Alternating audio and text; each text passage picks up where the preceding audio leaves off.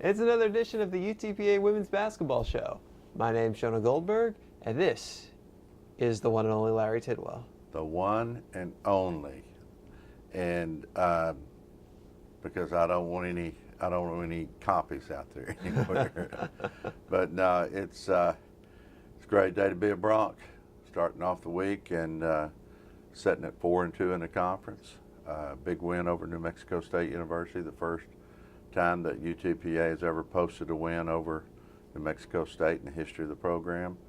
10-9 on the year, trying to keep above 500, trying to get that first ever winning season, and got a big week coming up as we travel to Utah and Cal State Bakersfield. So it's going to be a great week, and got to have a great practice here shortly to get this week started off correctly. And 10-9 now. It's tied for the best 19-game start in program history. I mean, this is something it hasn't happened here. Well, we're trying to make some things happen. We really had a great team effort. I mean, we have a little sign in our locker room that says everybody's got a game plan, but what are you going to do with that game plan when you get hit right in the mouth? And we got hit right in the mouth Saturday night. We got down 14 points to a very good New Mexico State team, and they had a girl who was just going off. I mean, she was hitting threes. She had 24 points first half, but we hung in there. We cut it to 8 by half, and then we came back and took the lead with about, I think, 4 minutes left, and for the first time. And again, we just continue to be resilient. We continue to fight, and so far it's given us a very good record. I believe we're 7-1 at home, and so that's a good thing when you can win at home. And I'll take you that 7-1 record, and I'll raise you tied for the best 8-game home start in program history. And if you win your next home game, you'll have the record to yourself. Well, I tell you, records are nice. We just want to continue to get better every possession. Not only every game, we want to get better every possession. I feel like we'll do that. We'll take 3 steps forward, then we'll take a step back when we don't communicate on defense or when we rush a shot. But we're trying to get better every possession. And with the number of girls that I play, we played 10 on Saturday, and usually I play 11 or 12, even 13. But we play a lot by matchups, and these kids have bought into what we're trying to do. And again, it all starts with the work ethic when we start in practice. And again, I'm just getting great effort out of my associate head coach, John Ishii, with scouting reports, as well as Anthony Anderson and Hannah Burleson. So you got to give kudos to my coaches because they're doing an excellent job. But it gets down to it, players have to make plays, and we did that Saturday night again against a very good New Mexico State team. Yeah, you talk about going down by 14. You're down by 14, came back, got within 5. And then in less than a minute, they hit 3 threes. Three threes, yes. I just watched that again this morning, and I mean, they're very talented, and you cannot leave them open. And we didn't give them much cushion, but going back and watching the video, we gave them a little bit too much cushion to be that good a shooter. So, but we fought back, and again proved to be pretty resilient. Made some adjustments, and the second half. Held a real hot shooting young lady. She had 24 the first half. She had the second half, and we really limited her on a number of different things. But a lot of that credit has to go to Tiandria Nolan and to Tanisha Walker. They just did a great defensive job on number 11 for New Mexico State. What were they doing differently to stop her? Well, I think we got up in her more. We traded her off. We were switching a lot the first half. Not so much the second half with her. We would just have T.O. on her or Walker on her, and we got her into a 94-foot game, and eventually we got her a little bit tired. And her shots were a little bit short. She was still getting off shots, but they were a little bit short, and I think we did a pretty good job of wearing her down. I think that proved to be one of the big differences was, your team has so much depth that you're able to go to so many people off the bench. New Mexico State came in with, they don't have a lot of players in the first place on the roster. Then, they played a few people big minutes, and I don't know if that was the whole difference, but as the second half wore on and you continue that comeback and take the lead, it seemed to me that was part of it. Well, it has to be a huge part of it. We still had fresh legs towards the end of the game, and you have people coming off the bench, like Allie Hill, J.T. Thompson came off the bench, leading scorer, 14 points, 8 rebounds, and you continue to bring up, you bring in Laquita Garner has come in and helped us quite a bit. KK Boyd came off the bench. KK's almost back 100%, and so we'll be excited to get her there. But we continue to just roll them in, roll them out, show them different things. We like matchups, and the things that we've been able to do on some matchups has been very beneficial to us, and we worked that to our advantage Saturday night as Sherelle Price hit a couple of big threes on some mismatches, and we're going to continue to try to do that. But again, our bench was 10 deep Saturday night. Usually it's 12 deep, and so we're going to continue to use our bench and hopefully wear people down towards the latter stages of the game. Yeah, Price, those three, she hit 2, and they both started big runs. I think they were both 14-2 runs. Right. And one to get within 1, and then one to end the game and take the lead. She's a clutch shooter. There's no question about it. JT had 14 to lead us and had 8 boards, but we had, I guess it was, I know Price had 9 points, and all big 9 points. Goff had 9 points. Bush had 6 points, Brittany Bush had 6 points, but had 10 rebounds.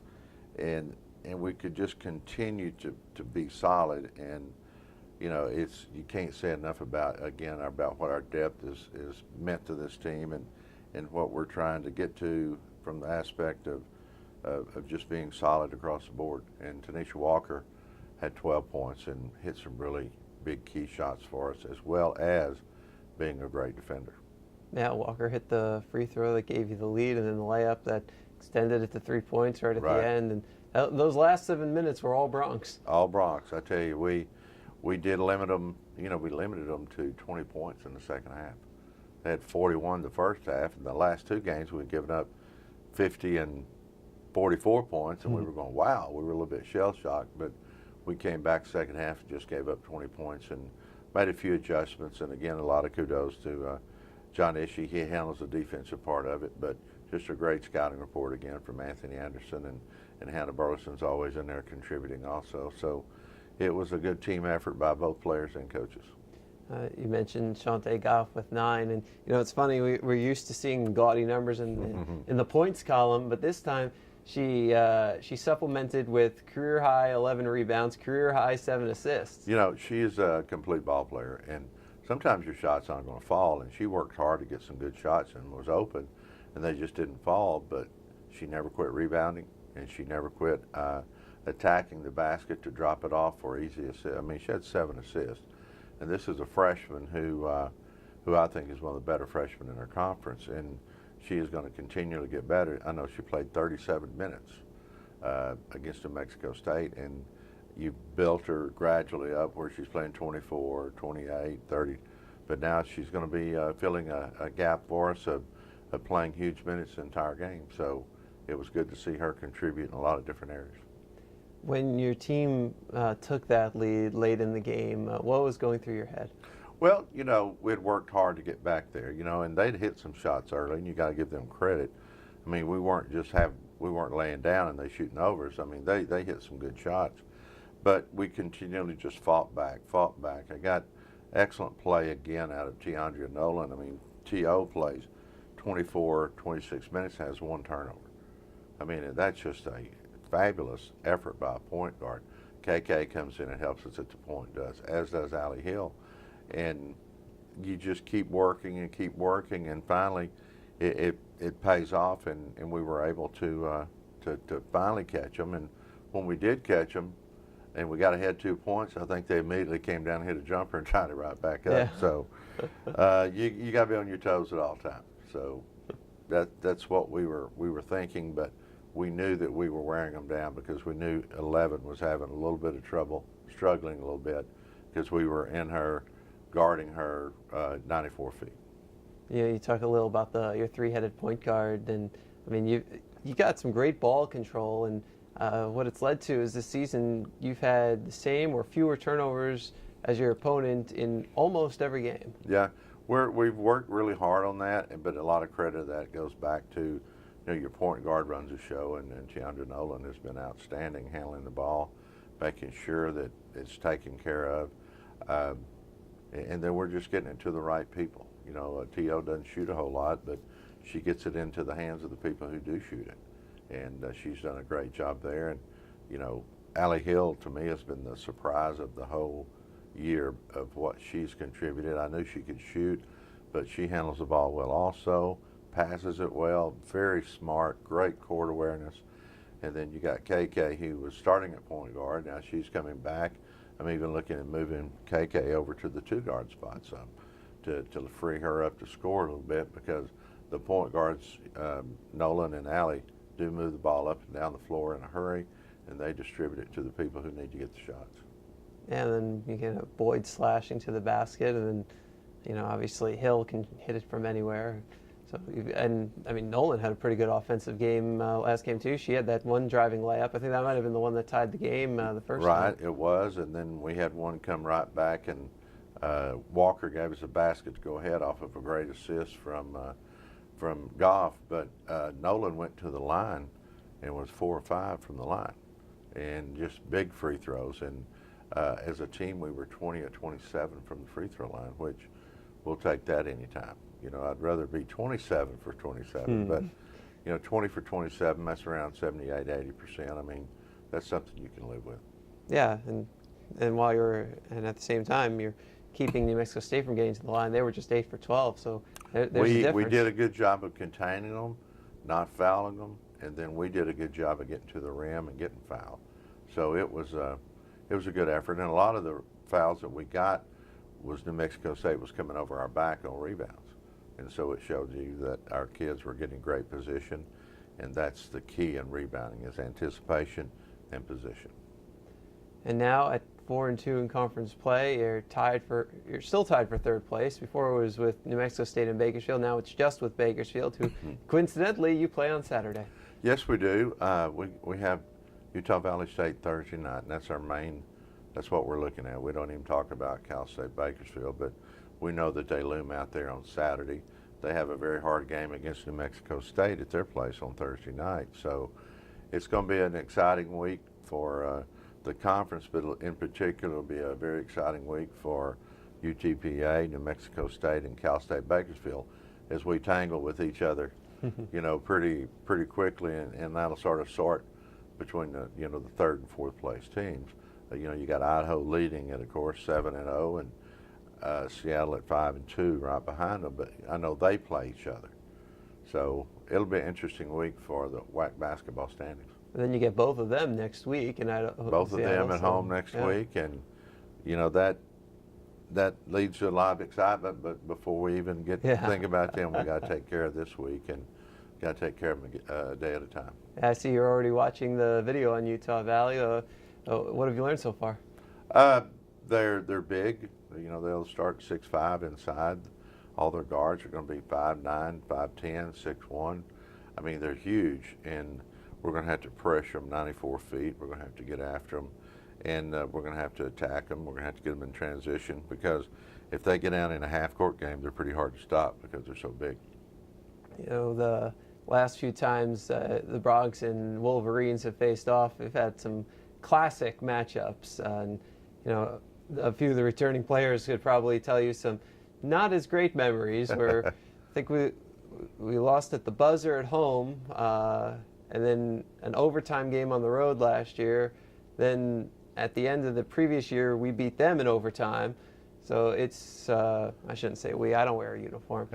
I have no eligibility. Well, it's okay. We always call you we, but from looking at some of the previous tapes on them from previous years, they have a good team. They have a good program. Kathy Nixon is a coach there. She's really good, and a very first-class program. And they're going to have all we can handle. And they've had some injuries this year, and she's trying to fill those gaps. They're a little bit younger, I think, than they were last year.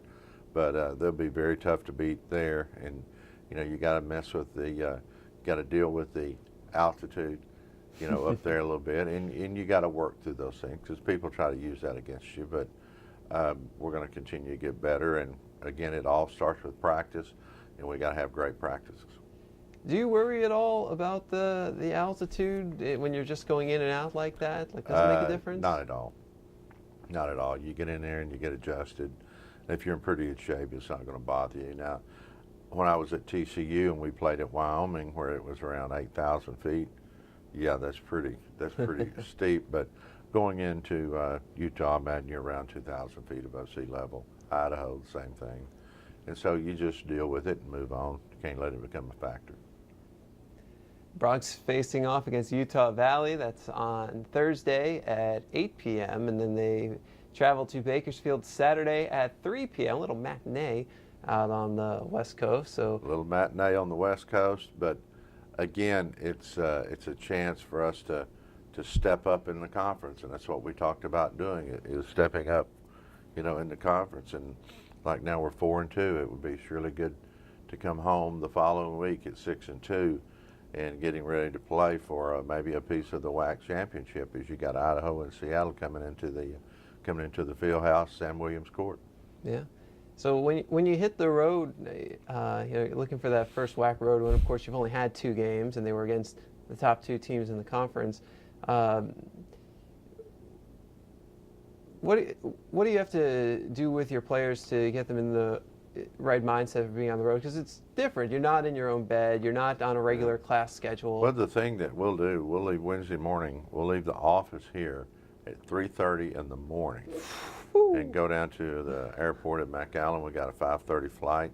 We'll fly into Houston. We got about a 3-hour layover. Fly directly into Salt Lake City. Get into Salt Lake City, get on a bus, drive to Orem, check them into the hotel, have a couple of hours of study hall, let them rest. And then we got a practice from 7 to 9 that night. And then the next morning, have a curfew at 11. Next morning, we get up around 9 o'clock for breakfast. We have shoot around from 11 to 12. We watch video. We have another study hall session. And then we'll leave for the arena probably around like 5:15. Get out, get on the floor pregame at 6. 7 o'clock's game time. And so it's a ritual that you got to follow, and then that night after the game, go back to the room, feed them, watch video, and then get some sleep. Then we will get up the next morning, head to Salt Lake City, fly into Denver, fly into Bakersfield, and then we got practice that Friday night from 7 to 9. Got a shoot around that morning, Saturday morning, 8 o'clock, probably won't take yet, let them sleep in. And then we got a 1 o'clock game time there, which is 3 o'clock here. And then, as luck would have it, there's no flights out of Bakersfield that we could catch. So we got to fly out early Sunday morning, get back to UTPA, get back to the field house around 3 o'clock on Sunday.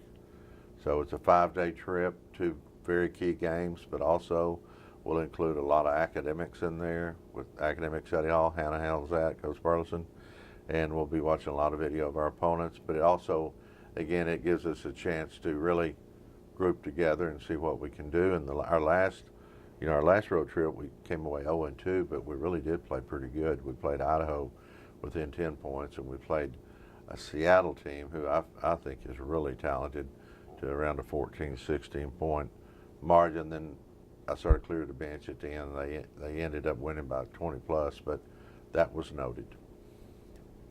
So we'll be ready to play them when we get back home after, hopefully, knock on wood, a successful 2-0 week at Utah Valley State and Cal State Bakersfield. Well, big games this week in the WAC for UTPA.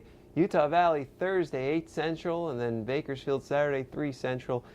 For broadcast, live stats, and all those fun links, check out utpabronx.com, and we'll direct you in the correct direction. He's Larry Tidwell. He's the head coach of the UTPA women's basketball team. And there's Jonah Goldberg. He's the media relations director, yes. And so we're just trying to let everybody know that everything in the Bronx Nation is very good. Things continually get better. And, hey, just a quick kudos, too, to what we're doing in our on the walls outside our locker rooms, outside the athletic training room, both the men and the women. got some great graphics going up, and we appreciate that so much, and that's courtesy of our administration, and they're very pleased with what we're doing. But it not only honors basketball, but it honors all of our sports. It's cross country. You've got volleyball, you've got tennis, you've got golf, you've got baseball. I mean, it's very, very, very good. I mean, it's first class, and we're looking forward to fast signs, finishing those up, and making it a really first class facility that we live and play in. It's great walking through the hallways and Yes, it seeing is. that all around. Yes. I've noticed the reaction. We didn't tell anybody when it was being installed, so we could get the honest reactions of people. And every time a student athlete walks through for the first time, it's like one of the hallways is by the training room, so everybody's got to go there. And the looks on their faces, it's awesome. Well, it's just, again, the Brock standards mean a lot to us, and when you show that and you do that on your walls of past players and stuff, it creates tradition, and with tradition becomes history, and we have a great history here at UTPA. What I say is our university is 2-2-0, which translates to second to none. UTPA is second to none, and we're going to continue to build those traditions and continue to build the history that everybody enjoys talking about. Sounds good. I'm in. Hey. Go Bronx. Go Bronx, yeah. And we're going to fight them until hell freezes over, and then we're going to fight them on the ice this week when we're in Utah and Cal State Bakersfield. I'll lace up my skates. Go Bronx. We'll see you next week right here on 956sports.com.